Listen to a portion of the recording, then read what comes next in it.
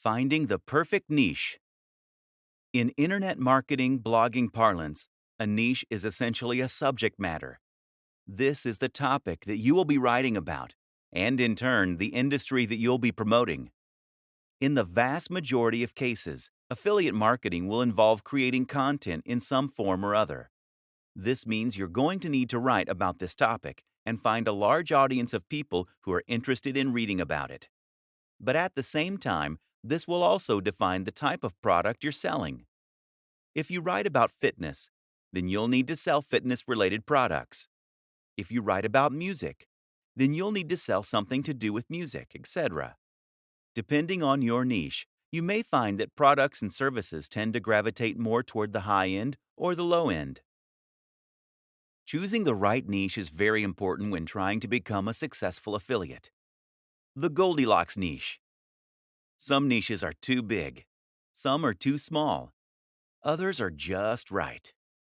That third category, of course, is the type of niche that you want to find, and the kind that will help you get the very best results. An example of a niche that is too big would be something like bodybuilding. Meanwhile, a niche like bird sewing patterns is just too small. So that Goldilocks niche is somewhere in between.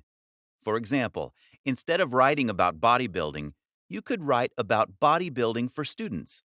This is still a big niche, but it's also a little more specific than bodybuilding generally, and you'll face a lot less competition. More considerations when choosing your niche. When choosing your niche, another thing to consider is the value proposition and the emotional hook. That is to say, that the very best niches for an affiliate marketer are the ones that promise something that the reader really wants. Bodybuilding is a great niche in this regard because it promises to help people get into shape. This is something that many of us will have a strong emotional reaction to. We all want to be stronger, fitter, and more defined. And we believe that we'll be more attractive, more confident, and happier as a result.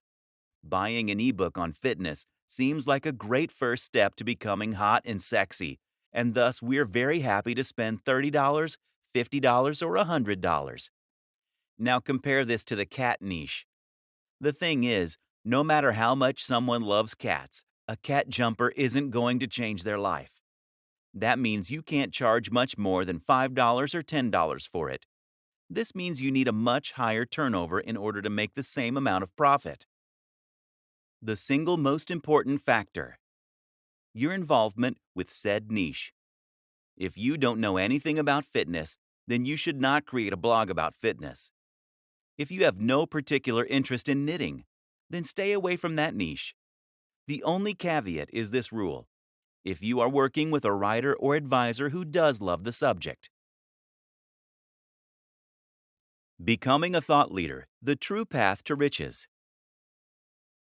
The reason that your involvement and passion for the niche is so important is that you are going to need to do some content marketing and brand building if you want to enjoy the very biggest success possible. As we have touched on, this is how you get to the point where you can select nearly any product and then sell hundreds of thousands of copies.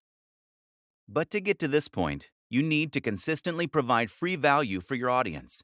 This is important because it's how you're going to build trust in your audience. It's how you're going to create fans, and it's how you're going to get to a point where your audience wants to come back to you time and time again to see what useful information you've put up. Again, the way to get to this point is by posting about a topic that you genuinely love and find interesting.